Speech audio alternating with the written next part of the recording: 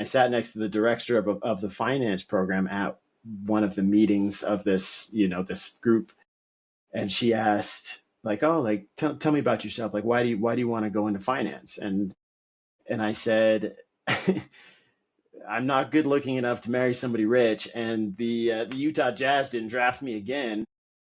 And like thinking I was all cute. And she goes, stop it. You are a professional now. No more jokes. You represent the business school. You represent the university. No more jokes. And I was like, what do you Wow. mean, no more jokes? Welcome back to The Job Box, the career fair in podcast form where we unpack everyday jobs with the everyday people who work them. I'm Casey Sosa, and today we have my friend Spencer Hafen on. He's a corporate attorney in Salt Lake City for Parsons, Bailey, and Latimer. He advises clients on mergers and acquisitions, emerging companies and startups, real estate and intellectual property transactions. He previously worked in Beijing, China on international business transactions for one of the world's largest law firms. Spencer served as an extern for Magistrate Judge Paul Warner of the U.S. District Court. He's helped facilitate several hundred transactions totaling over $4 billion in value. Okay, so you're a big deal, Spencer. I tell people whatever I can do to avoid going to court, because I cry when I argue, and no one wants to see their lawyer do that in front of a judge. So I always knew I wanted to be a lawyer, but I'm much happier on the deal side than I am on the litigation side. Okay, so there is no litigation in what you do. Absolutely not. Absolutely. If I get a nosebleed whenever it gets close to litigation. So as soon as people start throwing around like filing a motion, it's one of the nice things about being at a full service firm is I can just give it to somebody who lives for that stuff. Okay, so tell me a little bit about like what you do day to day. Yeah, of course. So, I'll give you kind of a broader background about me and where I come from. Um, I, I, I come from a line of lawyers. My dad was a lawyer. My grandpa was a lawyer. My great grandpa was a lawyer as well. Oh, nice. I was born out in Chicago where my dad was practicing, and Utah is my extended family's home base. So we ended up back here, grew up around Salt Lake City, spent 2 years volunteering in Hong Kong where I learned to speak Mandarin Chinese, came home, studied finance.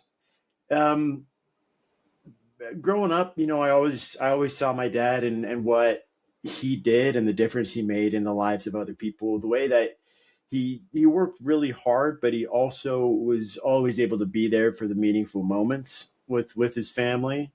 Um, Knew I wanted to follow in his footsteps, but I got older and kind of recognized that even though I'm like my dad in a lot of ways, I'm not my dad. Um, and so while my dad does litigation, like we were talking about, I found more of a home in the transactional world. So, essentially what I do is people will come to me and say, hey, I have this great idea for a business. Me and these three guys, we've developed this product. We want to bring on investors and we want to get ready, take this thing to market. What do we do? And it's forming your LLC or your corporation. It's talking through tax strategy. You're writing up your partnership agreements with the people that you're working with. I describe myself as as a fancy plumber. If it's if you need to install a toilet, you can watch a YouTube video and put that thing in. You don't need a plumber to do it.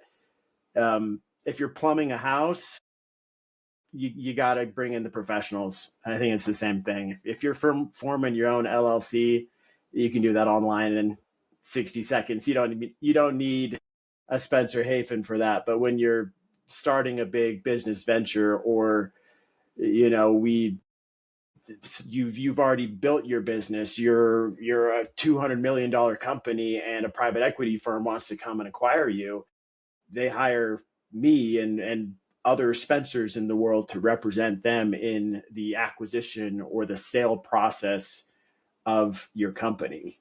People talk about wanting to build their Gotcha. company and do an exit where, they get their payday, they rot off into the sunset. And, people in my line of work, we help facilitate that exit. We do the 1,000 pages of paperwork to affect the transaction. And I tell people my job is how much do I have to pay you so I don't have to read this? And to some degree that's true, but it's a lot of deal negotiation, a lot of drafting, just making sure when people want to do business with each other that it's all done correctly. Otherwise, Gotcha. you spend $5,000 on a lawyer now so that you're not spending $50,000 on a lawyer next year when you're fighting it. Gotcha. So you're mostly dealing with the acquisitions, or are you also like when somebody wants to start a business, they also come to you to kind of like make sure all the legal Yeah, stuff is taken care of? yeah, both sides. You end up playing with a lot of the same pieces. And one of the issues is, when you're helping somebody get ready to go to market and sell their company, if they didn't have a lawyer and, in the year of our Lord 2026, every time someone comes to me and says, "Hey, I had Claude write this contract," I'm just like, this is going to be such a mess. And like, if you go to market without having had a lawyer help you start your business, you're going to lose out on tens of millions of dollars of value because buyers are going to walk through the door and see that you've built this yourself, and they're like, we don't think this is structurally sound. So, Mm-hmm. you want to make sure people are starting it right, and then when it comes time to sell, they've got some good bricks in place. Yeah, yeah. Well, and does that happen a lot where like someone will write up a contract with Claude or? Oh yeah. Well, and it's funny, people ask me all the time, how does AI affect your job, and are you scared of losing your job to AI? And the answer is no, like not even a little bit. And the main difference being, um, it used to be you had the attorney and you had the client. That was the relationship. The client comes to the attorney with the problem. The attorney acts as kind of a therapist. You ask the questions, you ascertain the problem, and then you build the solution and give it to the client. Now the relationship is client, attorney, and AI. It's the three entities working together, because a client will go to AI and say, "This is what I need," da da da da da da da da, and Claude is good, or ChatGPT or whoever is good at giving them exactly what they asked for. And guess what? What they asked for is wrong. And so they have to communicate it to the lawyer, who uses AI with the client and builds what the client needs and then gives it back to the client. At that point, AI has made me an exponentially better lawyer. I'm better at my job. I'm faster. I cost less because I can do things quicker. But if someone comes to me and says, I had AI draft this contract, can you look over it? I typically will tell them, let us use a contract that we've built before. In corporate law, people don't typically draft new stuff very often because they'll say, "Hey, I'm doing a deal. I'm building a business where we're going to be, um, you know, making and selling truck parts," and we'll think, okay, well, what's a deal that I've done recently that is somewhat similar to that? Let's start with this document suite. We can use 90% of this. Then it's like, okay, we need to incorporate these concepts. Oh, I did this kind of equity incentive plan in this deal. I'm going to pull it in from over here, and you kind of Frankenstein it all together. And then you do just like some trimming. Then it's the crown molding of making sure it all fits just right. So you're using these tried and tested parts of different contracts that you've used before. And so when someone comes with a brand new contract, it doesn't have all of that, you know, the stuff that's stood the test of time. And it's just going to be a better contract and quicker for them to be, this is what I need. Can you make it for me? And then, instead of spending an hour and a half fixing a bad document, I spend 30 minutes taking what they want and putting it into a good document. Nice. And like for as long as I've known you, I feel like I have seen you kind of like piece together all of the best parts of people, like people and things, and like crafting a narrative flow, just like in your speaking, and oftentimes you use humor to do that, and I think an incredible talent that you that you have. But how did, like, when I first met you, like I don't think I would have even guessed that you would have gone in down this career path, because I know that you love tennis, you love talking with people, you love like making jokes and having fun, and I feel like the law world is known Yeah. as as an industry I that's very serious, right? And I very like I by the tell book. people I'm a professional stick in the mud. When I have conversations, I say I preface it by saying this is either lawyer Spencer talking or this is your friend Spencer talking. Yeah, well, so okay, but how, like, so you said that you kind of had your path paved for you by like your dad and other people in your family who were lawyers, and so like, one, was there any point when you were like, I don't know what I'm doing, I don't think I want to do this anymore, and what made you keep going? Yeah, that's a great question. So I come from a family of music majors and English majors. We're a very banana Gramsci family. And I was the first person in my family to go into business and studying finance as my undergrad. And I remember when I was applying for the finance program, um, it was my sophomore year. I was taking all the prereqs. I joined the finance um, association, and I sat next to the director of the finance program at one of the meetings of this group.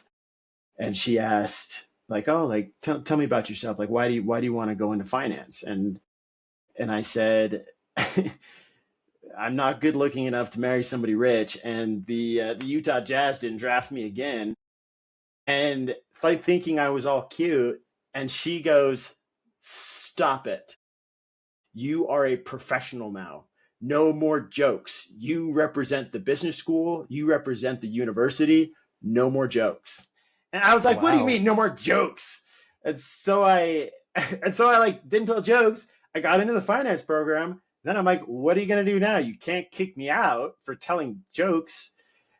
And there was but in terms of like finding where I fit in, one of the things that was hard is that I was around all these really smart, really driven people. And, in the world of finance, success is measured in dollars and cents.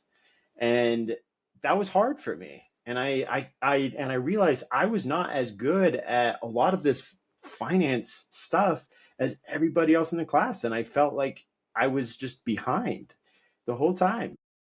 And then, So there are God these bless, people that were kind of like just excelling at like excelling. math and statistics, I'm sure, and Math, like and yeah, sales. just business and They're sales. they're Yeah.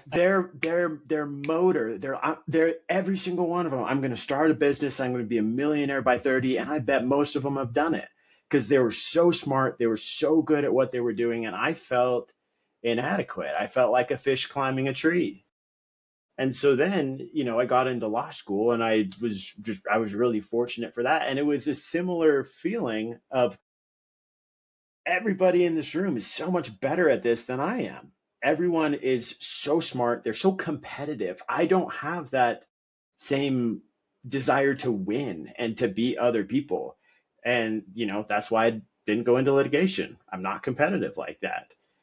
And I was like, I'm not as good as arguing as all of these people. I'm not as good at legal research and coming up with, a battle plan to go in and win a case. I'm not good at any of that stuff. And so there are times where I just was like, is this kind of what I want to be?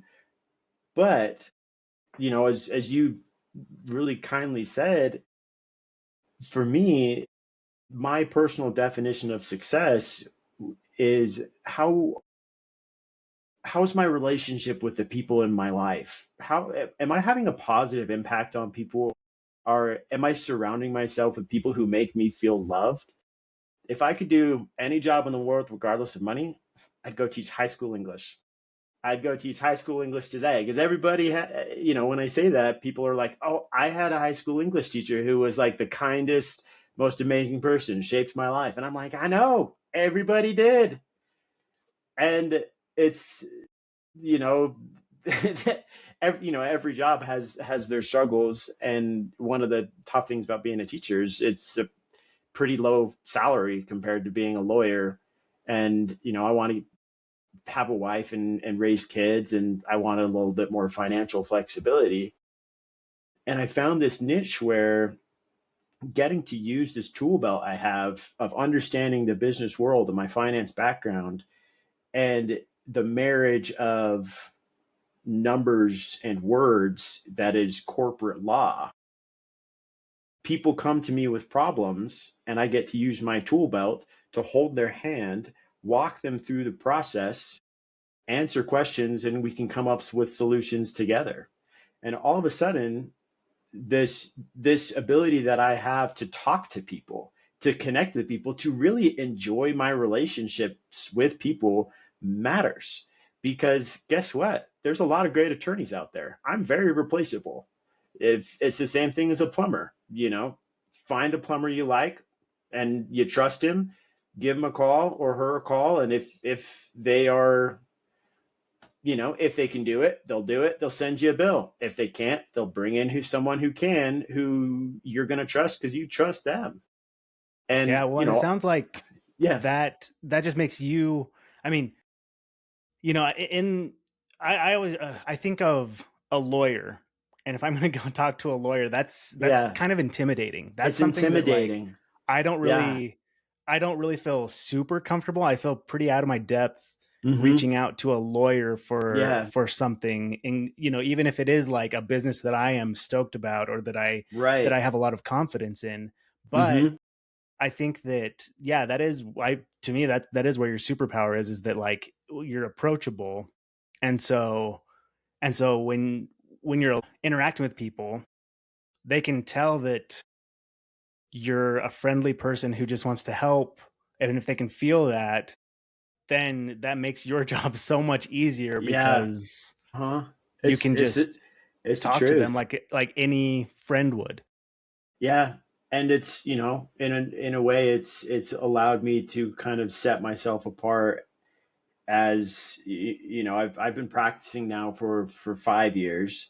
I'm still a baby on the front end of my career, but it's allowed me to really flourish in a way that a lot of my classmates have, when I was in law school, have struggled with, because the measure of success when you were in law school is how much time have you spent in the books, and how good are you at taking these tests and like doing these things. And the world needs those people, and those people have gone out and found environments that they can thrive in, where they can use that skill set. They would have a really hard time doing what I do. And you know all of a sudden, the measurement of success isn't measured by a test. It's, frankly, am I bringing money in the door? Like, do clients like to work with me? Clients come Yeah. in, I do a good job, they like me, they trust me, they come back, you Yeah, know? like what value are you adding to the environment you've placed yourself in? Right, exactly. I think you bring up a good point. Like those people who were really good at being in the books and just like work, they've put themselves in environments where they would thrive. And I think that's an interesting concept for people entering the job market is, are you putting yourselves right now in an environment where you can thrive? Hmm. Um, as far as like, for you, how did you know like this was going to be an environment where you thrived, or like how in the past or now do you find those environments? Yeah, that's a great question. Um, I think that for me personally, something that I realized a few years back, I was in therapy, talking to a therapist as you do, just staying tuned up, you know. And we were talking about work, and I was having a hard time, and I remember recognizing, and I was a little bit embarrassed about it, frankly. I remember just kind of coming to the realization that it's important for me to feel loved. I want to work with people who love me and I love them back. And it's a warm collegial atmosphere. And not every law firm is like that, surprisingly. It can be pretty cutthroat and just intense, and there's not a lot of margin for error, and mistakes have, you know, high stakes. Um, and so I combined that with something that I heard once that I liked, um, was if you find who you love, that'll help you find what you love. Um, Finding the people that you look up to whose values mirror yours, and seeing the kind of environments that they've built around themselves, it gives you kind of a roadmap that you can go follow to build a similar environment and figure out what you like and what you don't like. And sometimes that's just trial and error, and that's okay. Like it's okay to start at a job, realize it's a bad fit, and move to a different job. You don't want to do it too much in too short of a span, because that's a little bit of a black eye on your resume. But it takes a few shots to figure out what's a good fit. And I Yeah, remember, so I've been at Parsons, my current firm, for almost a year now. And when I was leaving my last firm, I was talking with a buddy of mine, and he said, who's a shareholder at another firm in town, and he's a great kind of he's a few years older, kind of an older brother figure for me in my career. He was like, dude, every law firm's going to be a different shade of brown. Go somewhere where the people love each other, and you'll be happy. I was that's really good advice, like catered right to what he knows that I needed. And so when I was interviewing, I talked to the people at Parsons. I was really impressed by the way they talk about each other and to each other, and just kind of the firm culture. It's real, money where your mouth is, kind of. We have each other's backs. And so, yeah, so I don't know. In a nutshell, I'd say find who you love.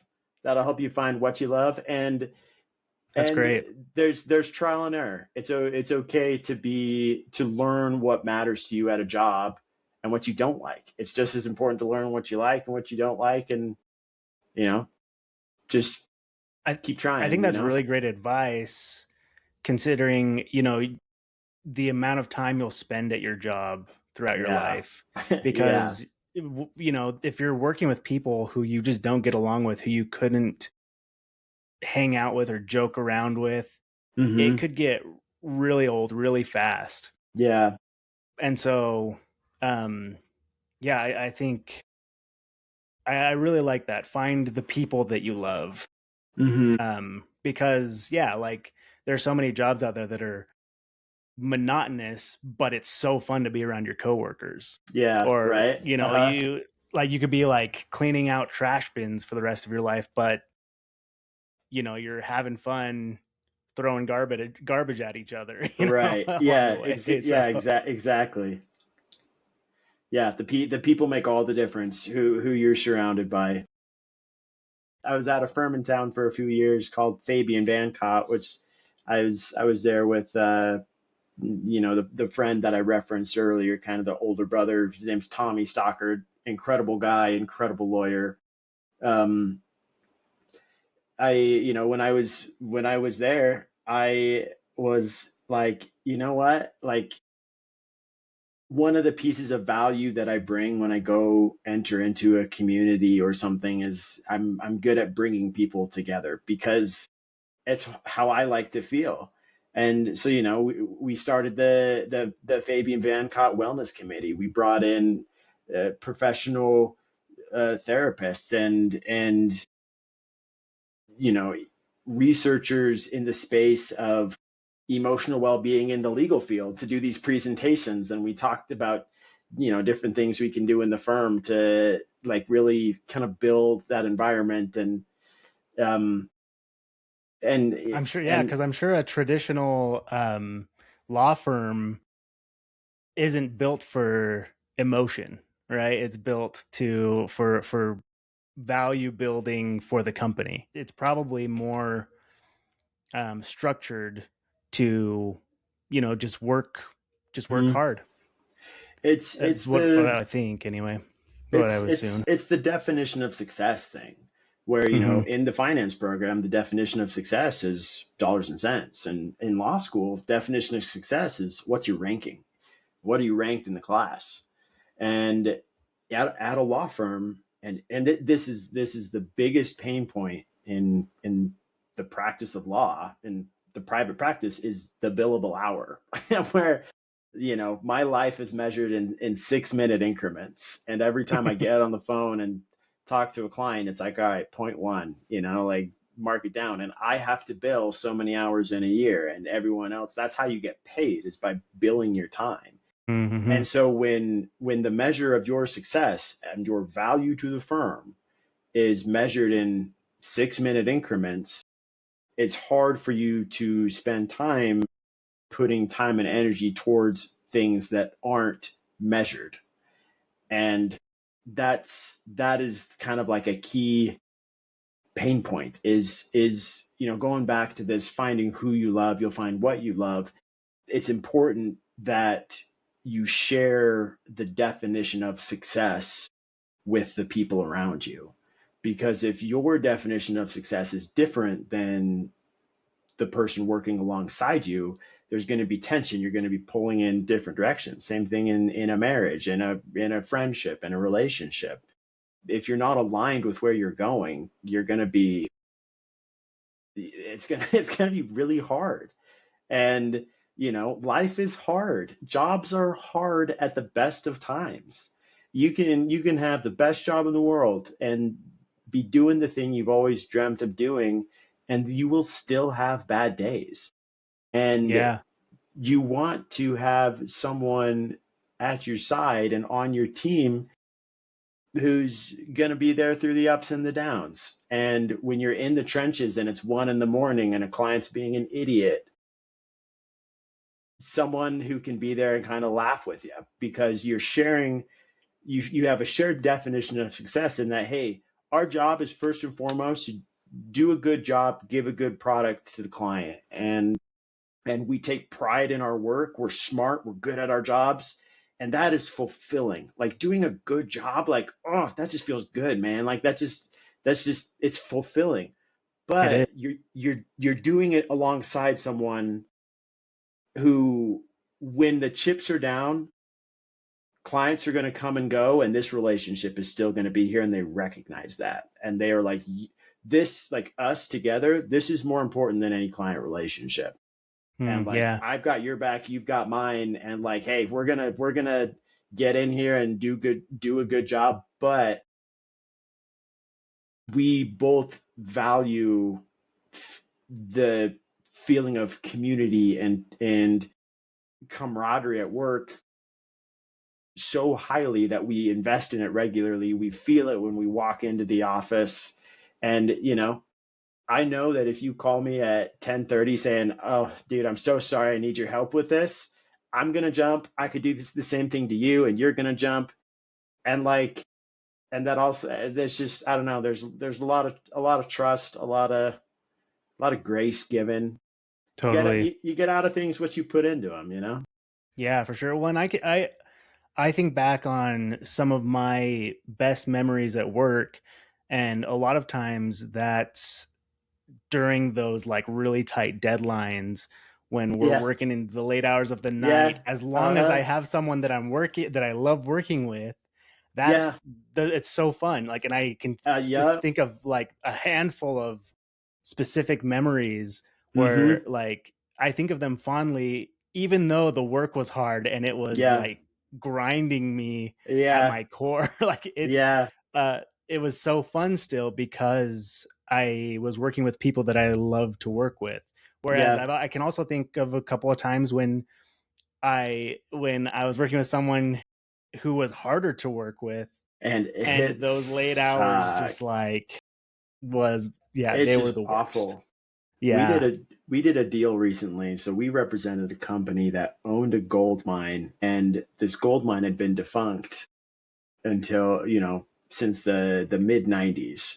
And there was this new company that came in, and they had all this new technology. They were confident that they could kind of revive this gold mine and see what they could get out of the ground. And so as part of any acquisition like this, a huge chunk of the work is due diligence. It's what are the documents that make up the pyramid that we have? What are all of the existing entities? What's their tax structure? So it's popping the hood and doing a really thorough, spot check of everything that's in there. And then, I, I the bet that took some time. well, so typically it's you have a data room. You have a website where you have all the folders and the companies just upload everything up there, and then you've got different legal software that you can use to help you efficiently go through everything. But this gold mine hadn't been used since the 90s, and so all of the documentation for the companies that have owned it, for the easements, for the land, for the mineral rights, for everything was still in paper, and it went Oh, back 100 years, and we were supposed to close this deal in like 2 weeks. We had a deadline of like 2 weeks to go through all of these papers, and we asked like, how do like how much information is there, and they said we have 1,200 boxes. And so it was 1,200 bankers boxes of these old mining documents that we had to go through in 2 weeks. And for oh 2 weeks, man. I dreamt about boxes. My life was boxes. I woke up, I looked at old mining corporate documents. I went to bed for weeks and then into months through the end of the transaction. But it was just such a crazy requirement that we needed to do so fast. We had a team at my firm of like 20 different people who all got staffed onto this document review project. And so we all had like our rubber gloves going in there. We had this system of like pick up a box, check it out, go through the box and like mark this, mark this, mark this. This is important. This is that. This is this. And then here, and then just like we developed this just system of like of review, and it was this, and like we ended up getting the job done, and it was collectively, I don't know like how many hours of like collective manpower, but that experience with like everyone there that we up till 2 in the morning looking at these stupid boxes from 1936, like we're always going to kind of share that, and I'm closer with those 20 people now than I ever would have been if like we were all together on this team to like help this big mining deal go through. Yeah, and I bet it was boring to sit back down at your computer and go through like a digital database after that. It was more convenient. I'll tell you that. There are struggles that when you're clicking that you don't have to worry about when you have to you know, figure out where you're going to put 1,200 boxes of stuff and these, 4 foot long scrolls of mining maps. And that was, boy, it was something, but it was a fun deal to do. Yeah, it sounds like it. Well, and that's great that you, yeah, it does seem like the more like shared trauma you have with some, I mean, not that that was Yeah, traumatic, yeah, but yeah, like, yeah, but like, yeah, it's just like long hours, and like manpower put into yeah, it, but like but yeah, shared trauma in any capacity just brings yeah. people together like no other. It's like we were saying, you get out of things what you put into it. And, when it's something that is as demanding as a traumatic event, that's everyone really putting a lot into the circumstance and, you know, coming out closer because of it. Yeah, yeah, that's I love that. Um, well, like so, like getting into, I think that's a great segue into what I call the good, the bad, and the break room. Mm-hmm. And you're gonna love this. You ready? Yeah. Yeah. Okay, so the good, the good, the bad, and the break room. You're right. You're right. I did love that.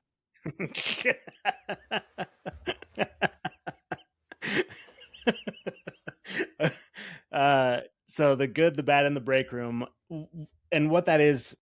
Um, the good, what are the best parts about it? Mm-hmm. The bad, what are the worst parts? And the break room, tell me a little bit about the culture in Yeah. general. The good, I mean, the good is, at least for me personally, and I think this is a pretty widely held one, is there's pride in a job well done. And I had a mentor say to me once, use a stern old man, the sternest man I've ever met in my whole life, and I love him so incredibly dearly. Um, he said, I'd rather be trusted than liked. And and I think about all the time, because I'm naturally kind of a squishy person. I like to be liked. Like I was talking about, like being loved is important to me in any relationship, and at work. Yeah, I got to feel loved. Um, but I remind myself I'd rather be trusted than liked, because when I do a good job and people trust me with hard things, and when they need something they call me up. I mean, that's the best feeling in the world. And on the flip side, that's one of the reasons I don't enjoy doing litigation, is it's directly adversarial. When one person wins, the other person loses, and I that's hard for me. In transactional law, we all you have your kickoff call, you're doing the deal, there's a bunch of lawyers, there's the business people, there's the accountants, and it's just go go go for a few months. And then at the end, it's you've become so intimately familiar with the lawyers on the other side, with your client, with their client, and the email chains, and everybody's just celebrating. They're like we closed, like congrats everybody, like we did it, like hey, the next time you're in Toronto, like come out, we'll take you guys out for a drink. And it's just like, Mm, it just like yeah, feels so good. It's just exciting. yeah, um it's a lot more of a collaboration than Way anything else. collaborate. Yeah, Oh yeah, because the last thing anybody wants is for a deal to die. I mean, there's a lot of really fulfilling relationships, and doing a good job, and it just feels really good. yeah, and um at least for me, when I think of law in general, I do hmm think of like litigation and that adversarial relationship with another yeah, lawyer, or um, you're stuck in court, and yeah, yeah, like uh-huh, defending someone, yeah, I don't know, who was wronged in some way, and yeah, yeah, I so have, I think for people like you and yeah, I who love the connection, and for others who are looking, who have the brain of a lawyer hmm but have the personality of a connector. hmm They I think that's good to know that there are jobs like this out there, where like in the law field, hmm but you don't have to have that adversarial relationship with another person. Yeah. I've never spent a day of my life in a courtroom, and I hope I don't start. Um, Yeah, that's great. so I also, and other things about that are just good, just logistically, are it's incredibly flexible, where it's, you know, billable hours are a double-edged sword, where if you're billing your time, people don't ask questions, and I can work. I like to be in the office. I think that it's really beneficial to be in the office at least some of the time, especially as a young lawyer. But if I've got a lot of work and I want to just wake up and sit down and get to work, I can work from home. And like as long as I'm getting it done and doing a good job, people are fine with it. And you go through one of those big crazy deals. You're up till 2 in the morning for 2 weeks straight. You've built a lot of hours, and you're either going to get a nice bonus at the end of the year because you've built so much time, or you take a vacation. Like it all kind of evens out. And then pays pretty good as a Yeah, yeah. there's kind of a spectrum of how big of a law firm you want to be at, how hard you want to be working. You can kind of control how much or how little you make, but it's a good baseline. It's a high floor for a salary, and that's nice. Yeah, yeah, that's awesome. Well, and I want to get to that in just a minute. But Yeah. tell me like realistically, what are some of the worst parts of the job? Like some of the things that you didn't think were going to be Hmm. part of this job when you Yeah. went into it. Yeah. I mean, billable hours is the worst part. It's I there are days I wish I could just do my job. I wish I could just help people and do my work, but it's like, you know, I have to turn people away all the time because I'm just too expensive, and that sucks for them to like want to do like A, B, and C and like Mm-hmm. this and that. And for people to come and say, I have this really wonderful idea for a nonprofit. Like I want help setting up my nonprofit corporation and getting tax exempt status and all this stuff. I'm like, yeah, that's gonna start at like 5 to 10 grand, and like I know that sucks, and like a lot of the time people just can't afford it, and they have great ideas and they're passionate about it, but the billable hours just sucks. And when you don't have work to do, you're stressed because you're like, slow days are stressful because you know that you're going to have to make it up later. So it's like you're either stressed because you have too Mm-hmm. much work, or you're stressed because you don't have enough work. It's rare for you to be comfortably full where like you can work as much as you want to work. You're usually either working too much or not enough, and I don't know. And so there's like a little bit of an unpredictability to it that can be a little stressful. Um, Yeah, and so are you personally finding your own clients to work with, or is it, like your company will bring you a client that has reached out and like, hey, this is yours to work on for the next, yeah, you know, whatever. great question. So the life cycle of a lawyer is you graduate from law school, you don't know anything about life. You don't know how to practice law. Law school is completely useless, but that's a topic for another day. Guess what? The laws on the bar exam, nobody uses those laws. They're worthless. Anyway, so you graduate from law school, you take the bar, you start out at a law firm. You're called an associate attorney. You don't know how to practice law. No one expects you to know how to practice law. But you have the old lawyers who have been around for 40 years, and they have all these clients and all of this work. They've been building their client base for 40 years. They have relationships with these big companies, and they have way more work than they have time to do. And so the senior lawyers will feed the baby lawyers, and they'll be like, hey, we've got this big deal. Look, I'm going to staff like this kind of mid senior partner on it, and then a couple baby lawyers who can handle a lot of the grunt work. They can look through the banker's boxes. They can draft these documents that then the senior lawyers will like put the crown molding on. They'll handle a lot of the grunt work. I feel As like this should be paired with like a David Attenborough yeah, like voice, like yeah, the you see the the senior senior lawyer lawyers chews pass up the on clients and spits them into the mouths of the baby lawyers. and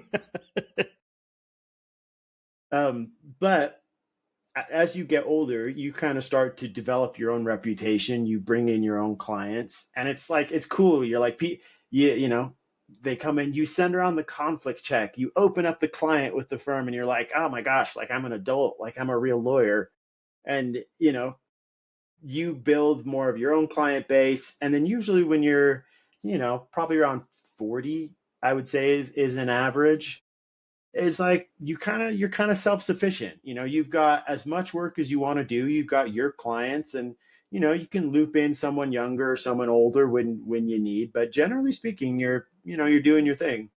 Then as you get older, you get into that land of I have too much work, and now I have to bring on more younger people to help me handle all of the clients. So that's kind of the life cycle. So at this point, my job is not necessarily to bring in my own clients, as much as it is do really good work, build relationships with the clients that we do have so that like people want to keep coming back and be trusted, so that clients and other attorneys are like, I trust Spencer to do a good job so that I can give him work, I can give him clients, and I know that they're going to be happy and I know they're going to keep coming back.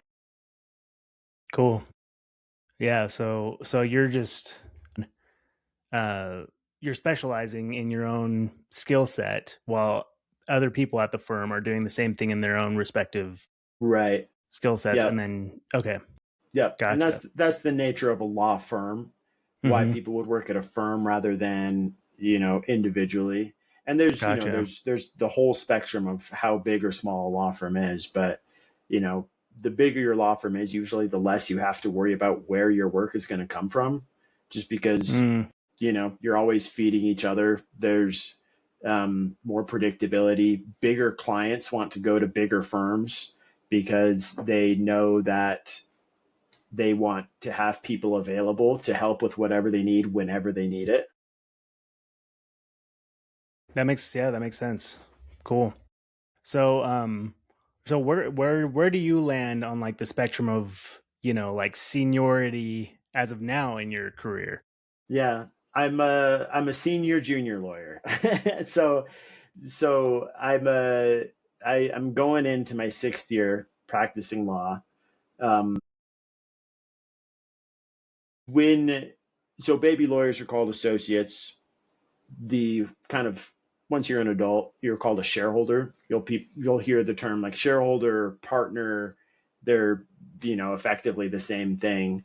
You are integrated into the firm. You are invested. You have equity, so to speak, in how the firm goes. You go. You're part of a whole, and it is more dependent on how much are you personally billing and collecting. You have more responsibility with those client relationships, and you make a lot more money because that's just how it works. When you're a baby, it's still just here's your billable hour requirement, be useful, and it's go and build relationships and do all the things, and then you kind of build up your own client base, relationships with existing clients of the firm, to the point where now you're a shareholder. You've been here for 7-8 years, and it's just kind of a level up in the seniority scale. Different firms have different timelines. Parsons, where I am, usually about 7 years you become a shareholder. So I'll become a shareholder at the end of next year, which will be great. I'll be able to work less and make more.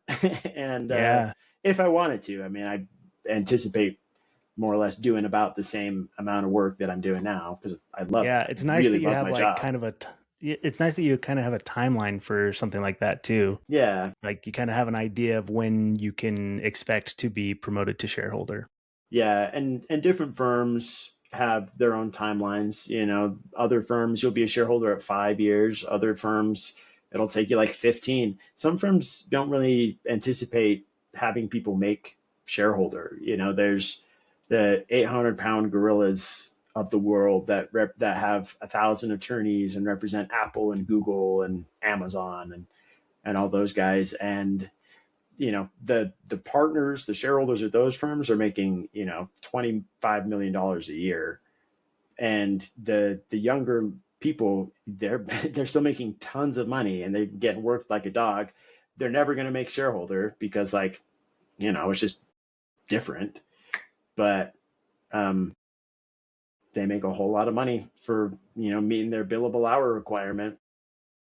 Right. Yeah. And so speaking of the money, let's kind of get into Yeah. that, right? Yeah. So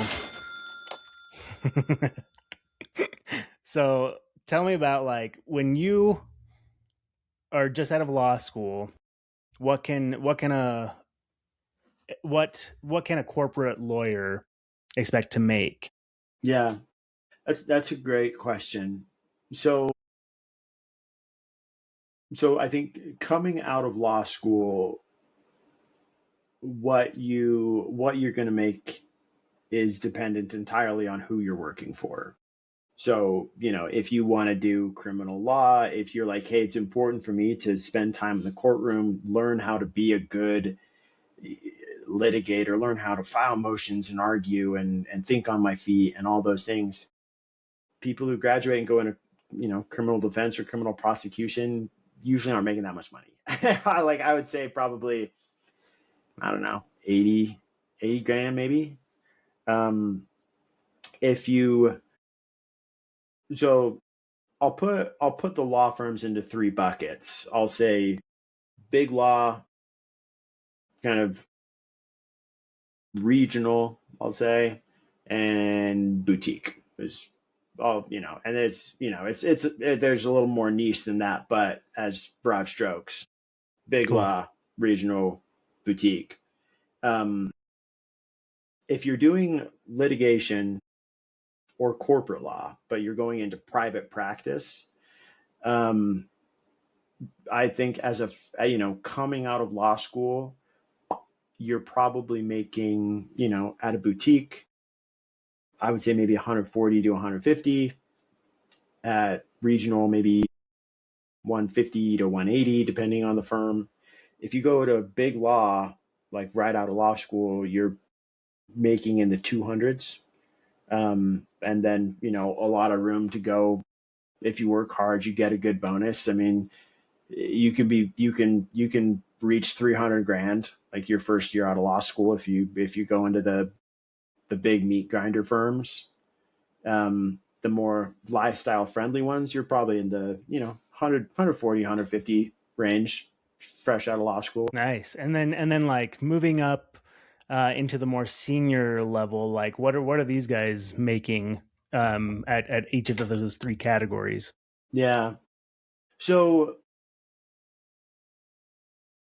once you become a shareholder or like more senior, it really does vary. It varies depending on your firm's compensation model.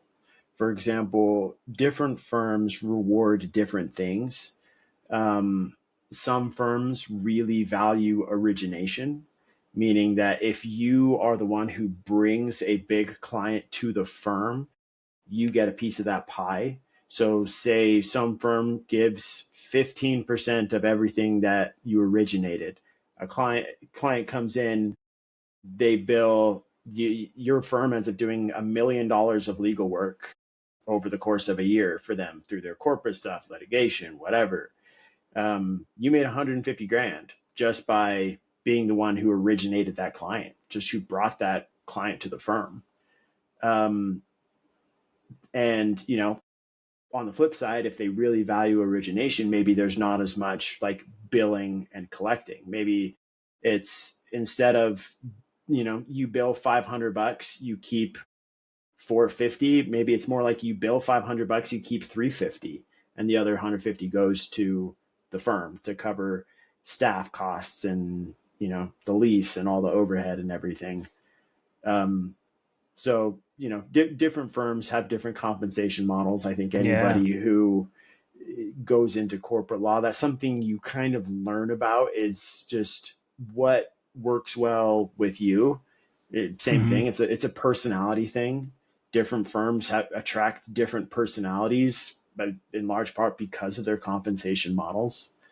Yeah. Um, Well, and one thing that yeah, I've found hard to navigate in my own career is like knowing what I'm worth, yeah, hmm in my job. So like when you're moving to a new firm, how do you yeah. negotiate your salary, your pay? Great question. As an associate, as a baby lawyer, there's a lot of comparison. There's not a lot of variance between firm to firm. You kind of know what to expect. Where if you're going to a big law, they actually have a scale. It's called the Cravath scale, where it's Interesting. this is the number that every top whatever law firm, 150 law firm in the country is paying, the Cravath scale.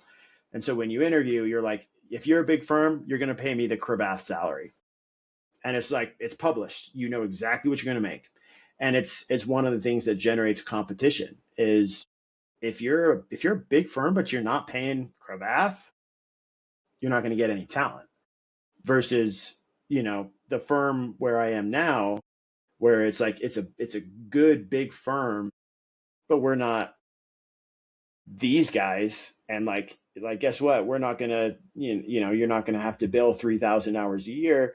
You're gonna bill like 1,900 hours a year. You're gonna work like way less. The people are nicer. It's a much more of like it's they want you to stick around. They want you to make shareholder. They want you to spend your whole career there. Like that's kind of how these ones are structured. Um, they're still in any market.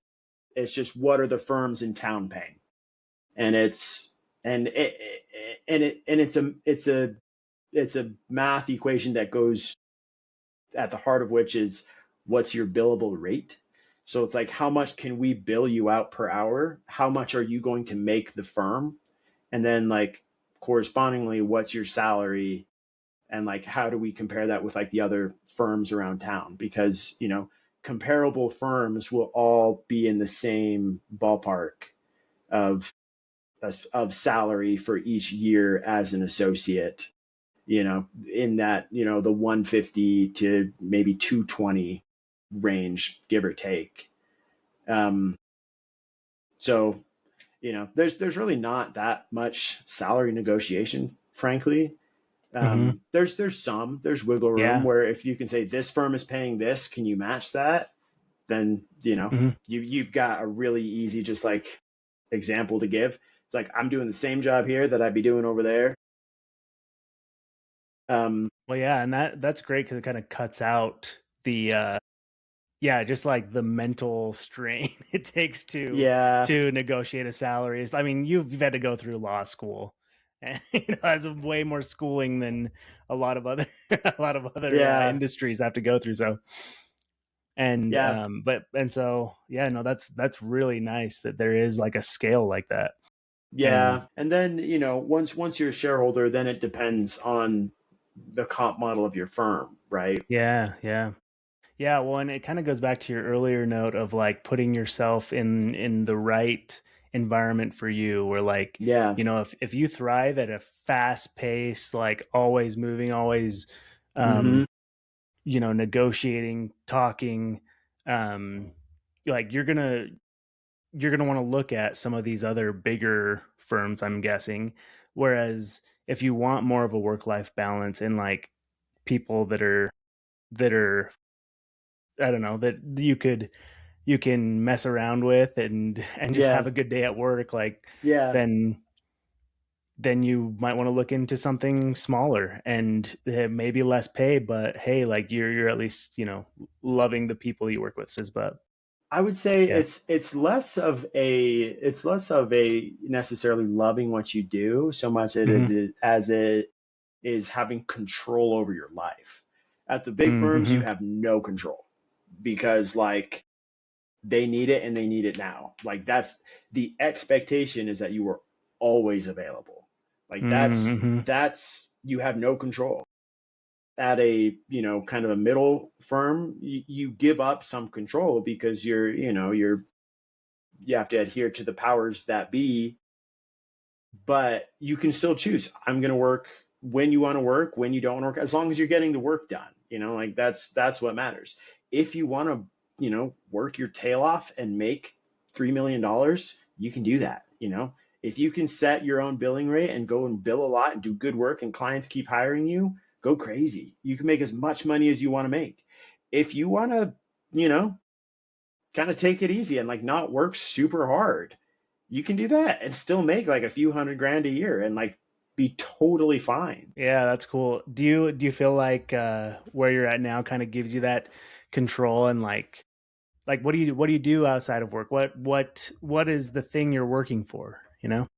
Yeah, exactly. I mean, something that I love about where I am that, you know, I I benefit from a lot is structure. I benefit from structure. I benefit from having good mentors and having expectations and having people that I'm accountable to and you know being taught how to do things better. Like that's all really really meaningful to me, and I wouldn't be as good of a lawyer or as fulfilled if I didn't have it. Some of the smaller firms, you don't have it as much. And so if you're a well-established lawyer and you're like, I know what I'm doing, I want to have my own space and do my own thing, it's a much better fit. Someone once told me that the people who enjoy their career the most are working at a place that has play, Mm, potential, and purpose. And I think you've touched hmm on all of those, and you even just in this conversation, like you feel a lot of purpose helping people, and also getting to know your coworkers. But then there's potential for growth. There's potential for learning and hmm mentorship, and Yeah, um, and there's play. You can have a fun time doing what yeah, you do, um, and so yeah, that's really cool that you have found that for you, and that's um, of course, you've also mentioned that there's a lot of people who have gone to law school who would hate what you do yeah. and Oh yeah, and wouldn't that find that. 1,000%, 1,000%. And And so something that I should bring up too is everything that I've talked about is geared towards being a lawyer in private practice, meaning you're a lawyer at a law firm. But a lot of corporate attorneys, they spend time at a law firm and then they go in-house. So going in-house means you're no longer a hired gun where like you have your billable rate, you bill your time, send out your bill, you get paid. When you're in house, like you are in a company's structure, you're an employee. At that point, you don't have billable hours. They have legal issue when they say, oh, we'll send it to legal, have them take a look at it. There's a whole world of jobs there as in-house counsel where you're essentially just plugged in and you're just kind of the go-to and you're being the lawyer for, instead of having a bunch of clients, you have one client, which is your employer, and you handle all of their legal stuff. And bigger companies have bigger legal teams where you can end up in more niche roles, but like kind of the smaller the company is, I mean, they could just have one or two in-house counsel roles where you go in there and it's like, you don't have billable hours. You don't control your own life. Um, you could make more, you could make less. You could get equity in the company, which is awesome. But it's, instead of being at a law firm with a team of lawyers worrying about client development and everything like that, you got your job. You yeah, clock in, you probably don't clock in or out. Like you get paid your salary, but it's like, you know, it's a very different world of being a corporate lawyer that a lot of corporate lawyers end up in, at least for a period of time during their careers. But at least for me now, I'm at a law firm, which tends to be higher energy, faster pace, usually higher pay. It's more intense, but like, oh man, those are good jobs too. yeah, totally. And I think that's what I like about, because I work at an ad agency right now.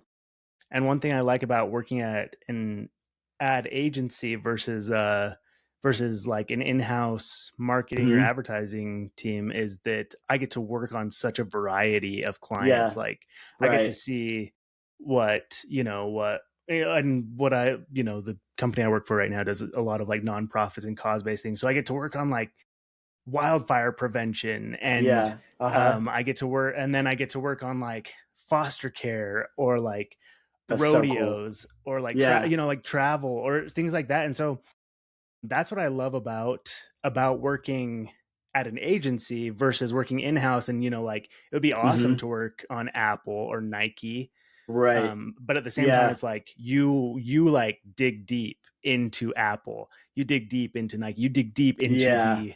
into the Uh-huh. one client that you have, and you just like Yep. explore it completely, which is cool Yep. too. Like that's awesome. But it's just like it's different.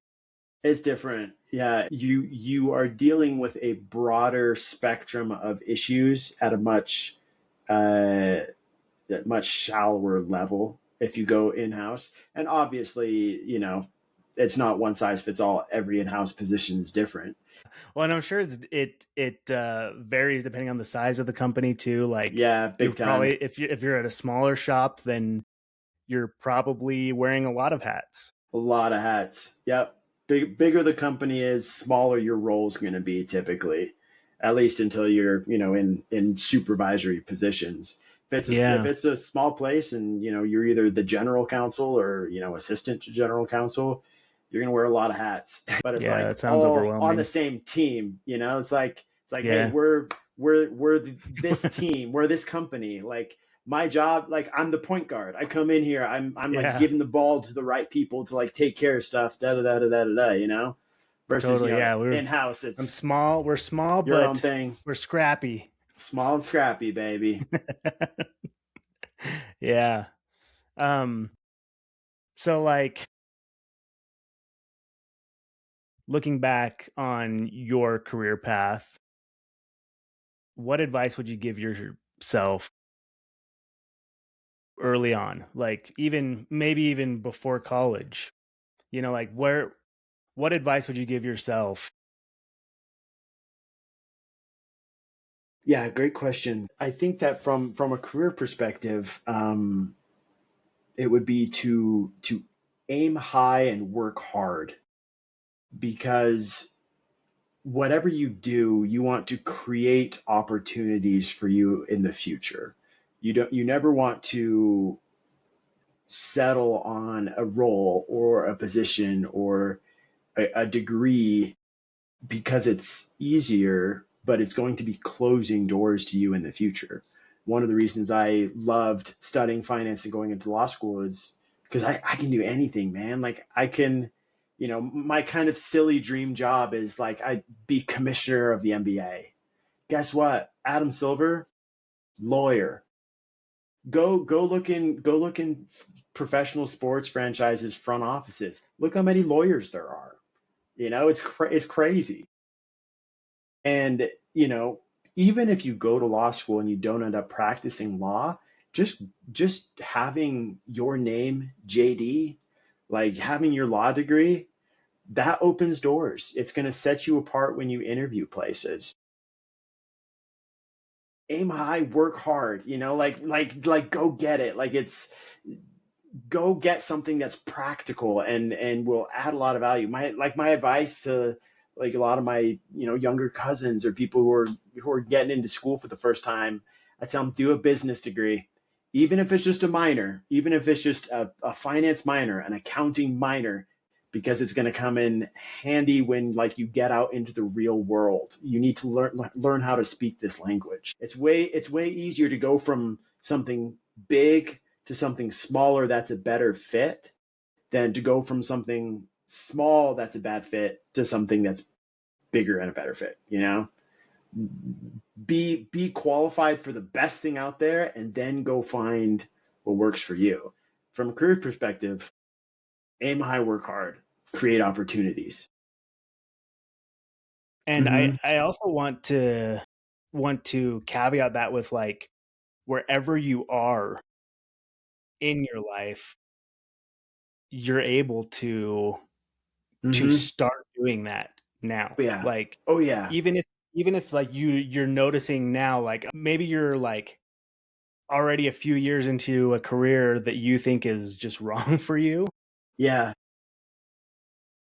stop for a moment and think about your potential, Mm-hmm. dream big, work hard, and you can still make that happen no matter Yeah. where you are on the career path. I mean, depending on where you're at, you will maybe have to work harder than you would have Yeah. like if you were like younger, but it can still happen. Yeah. My law school class, it was ages 20 to 72 or something. People are going to law school at any point in their lives. At my last job, one of the smartest, most incredible women I have ever met went to law school, I want to say in her 40s. Incredible at her job. Oh my gosh. But like household full of kids, went and got a law degree, and now she's killing it. Like there's different paths, and this actually goes, I would say, into the kind of like the personal side of stuff is find out what your own definition of success is and stick to it. Because if you ask 100 different people, you're going to get 100 different answers. And your whole life, especially in the workplace, you're going to be surrounded by people who have different definitions of success than you do. And if you spend your life comparing yourself to their definition of success, you're going to be miserable. You're going to be a fish climbing a tree. Don't be a fish climbing a tree. Go find your pond. Figure out what your definition of success is, what works for you, and then work hard to make that happen. And love yourself unconditionally. It's important. It's important to just love yourself and be kind and have your big dreams and go get them. And when you mess up, because it's when, not if you mess up, you keep working hard. You keep getting up. You say, my definition of success is I'm going to do my best with this and this and this. And I did really good at this and this. I'm going to do better at this next time. And that's okay. It doesn't matter what this person's opinion is, or if it does matter what their opinion is, how am I going to incorporate that into my process of self-reflection and measuring how I'm doing? But, don't, there's a lot of noise out there. Don't let other people's noise become your truth. You've got to come up for it. You've got to come up with it by yourself or with the people Yeah. that you love. Learn from people Yeah. around you, but it's got to be you defining your success at the end of the day. Yeah. And um along with that, you can also be that noise a little bit too. Sometimes, you can be Mm-hmm. your own worst enemy. Like Yeah. even when you are striving for that thing, one day it could be, oh, I'm killing it. Like, and I Yeah. can do this, and Yeah. I'm shooting for the stars. Yeah. And the next day it could be like you could make a mistake and be like, well, so much for that. Yeah. Yeah. Uh-huh. but Yeah. And but yeah, like I think sometimes it's important to have good mentors for that thing, because totally. you were Yep. talking about like how something that adds a lot of value to you at work is having people who you can learn from and stuff, Mm-hmm. and I think a good mentor will be honest with you but also be Yeah. supportive of you and tell, like, and when you mention like, oh, I screwed up here, then they're going to be Mm-hmm. like, hey, it's all good, I'll help you figure out a way to get better and move along from here, and you don't have to beat yourself up about it, but let's just keep going. and Yeah. so um and so when you're able to tune out those voices of others, then that's incredible. And for those times when you're not able to, um, find good mentors, Yeah. find people Yeah. who will build you up. And we'll give you more reference points too, because when you're young, you don't have that many reference points to go from. If you've done 3 projects and you messed up on one of them, you're batting 66%, and you may feel like you're just awful. And you're like, oh my gosh, like, am I just not meant to do this. But as when you're 100 projects deep and you make a mistake, you're still batting 99%, and like you end up knowing what matters and what doesn't. And so you can worry less about the things that don't matter and care more about the things that do. So, it just comes with experience, helps you Yeah. understand where to put your emotional energy, what you should be anxious about and what you shouldn't be. Yeah. Speaking of emotional energy, Yeah. what are your future goals? Here, hold on. My I got a yeah. sound for this. I got a Okay. sound for this one. Okay. Ready? You on your way to the future. Ready? Let's go. Let's go. Let's go.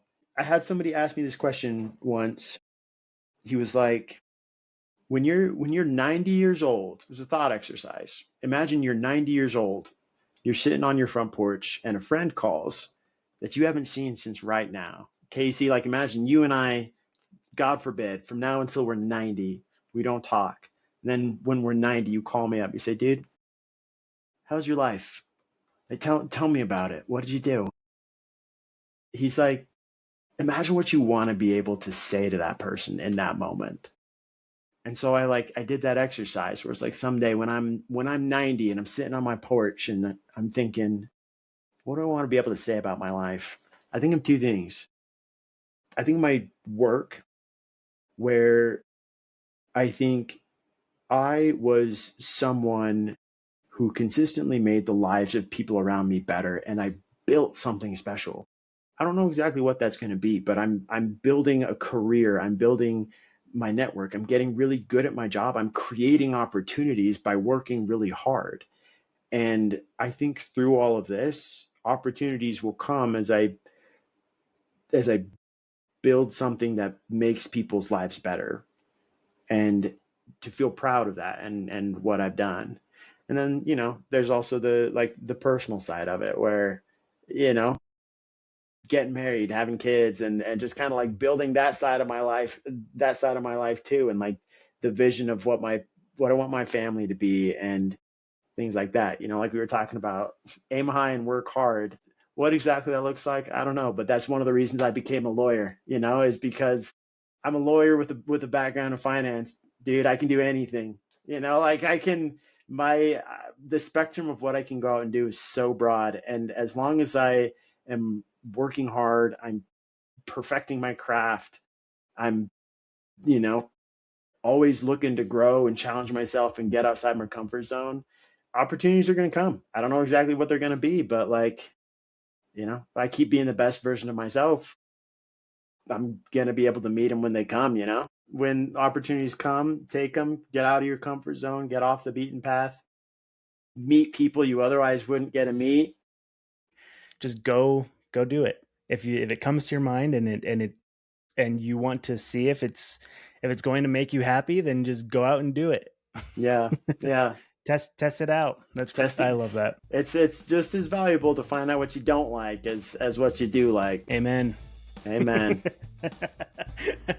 Well, Spencer, thanks so much for being on the podcast today, and I'm really excited to hear I'm really excited for people to hear what advice you gave, and your story, your journey along your career path. And yeah, hope for the best, man. We'll go to lunch soon.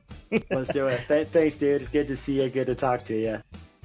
And thank you for listening. You can look forward to more episodes every Monday morning on Spotify, Apple Podcasts, and YouTube.